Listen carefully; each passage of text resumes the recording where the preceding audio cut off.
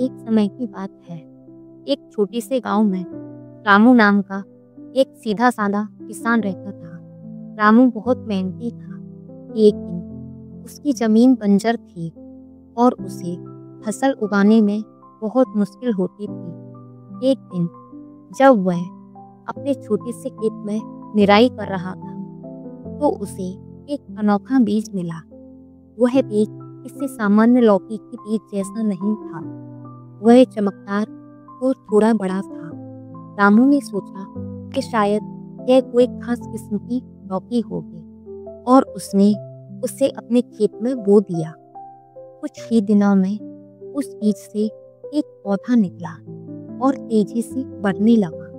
जल्द ही उस पर एक लौकी लग गई। रामू ने अपने जीवन में कभी इतनी बड़ी लौकी नहीं देखी थी। वह लौकी इतनी बड़ी हो गई थी कि एक आदमी भी उसे उठा नहीं सकता था। गांव के लोग उसे देखने के लिए दूर दूर से आने लगे। रामू और उसकी पत्नी राधा लौकी को देखकर बहुत खुश हुए। उन्होंने सोचा कि वे इसे बाजार में बेचकर कुछ पैसे कमाएंगे और अपनी गरीबी दूर करेंगे। एक दिन जब रामू और राधा लौकी को काटने की तैयारी कर रहे थे, तो उन्हें लौकी के अंदर से एक धीमी मधुर आवाज सुनाई दी, मुझे मत काटो, मुझे मत काटो। रामू और राधा डर गए। उन्होंने चारों ओर देखा, लेकिन कोई दिखाई नहीं दिया। राधा ने हिम्मत करके फिर से लौकी पर हाथ रखा और वही आवाज फिर से आई, मुझे मत काटो, मुझे मत काटो। अगर तुम मुझे काटोगे तो तुम बहुत पछताओगे। रामू और राधा हैरान थे। उन्होंने महसूस किया कि यह कोई साधारण लौकी नहीं है। वे नहीं जानते थे कि क्या करें, इसलिए उन्होंने गांव के मुखिया से सलाह लेने का फैसला किया। मुखिया ने भी लौकी की आवाज सुनी और वह भी चकित था।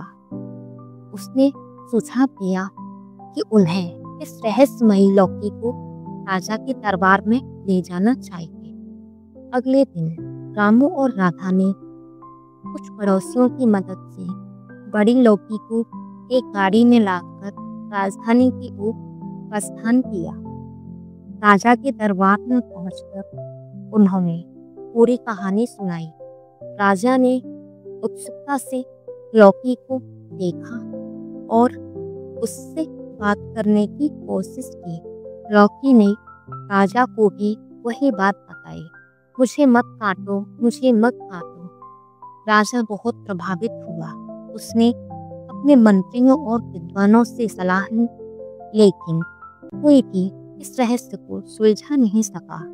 आखिर में राजा ने एक बहुत ही बुद्धिमान ऋषि को बुलाया। ऋषि ने लौकी को ध्यान से देखा और कुछ देर सोचने के बाद बोले, महाराज, यह लौकी एक पवित्र आत्मा का निवास है। इसे काटना ठीक नहीं होगा। मेरा सुझाव है कि आप इसे अपने महल के बगीचे में सुरक्षित स्थान पर रख दें और इसकी देखभाल करें। राजा ने ऋषि की बात मान ली और लौकी को शाही बगीचे में रखवा दिया। कुछ ही दिनों में लौकी में से एक मधुर संगीत बजने लगा, जो महल के चारों ओर फैल गया। जो भी उस संगीत को सुनता था, उसे शांति और खुशी महसूस होती थी। राजा ने देखा कि जब से लौकी महल में आई है, उसके राज्य में समृद्धि और खुशहाली बढ़ गई है। लोग अधिक प्रसन्न थे और फसलें अच्छी होने लगी थी। एक रात राजा को सपने में वही लौकी दिखाई दी। लौकी ने राजा से कहा, महाराज, आपके न्याय और दयालुता ने मुझे प्रसन्न किया है। मैं एक देवी हूँ जो पृथ्वी पर आशीर्वाद देने के लिए आई थी।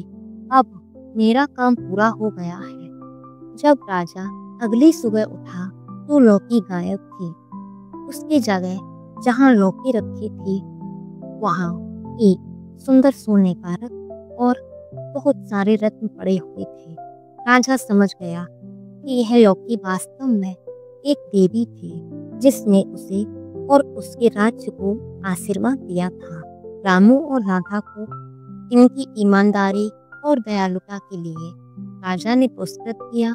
उन्हें एक बड़ा घर और ढेर सारी जमीन दी गई ताकि वे कभी गरीब न रहे। इस घटना के बाद राजा ने न्याय और दयालुता के महत्व को और भी अधिक समझा तो वह अपने राज्य पर और भी बुद्धिमानी से शासन करने लगा।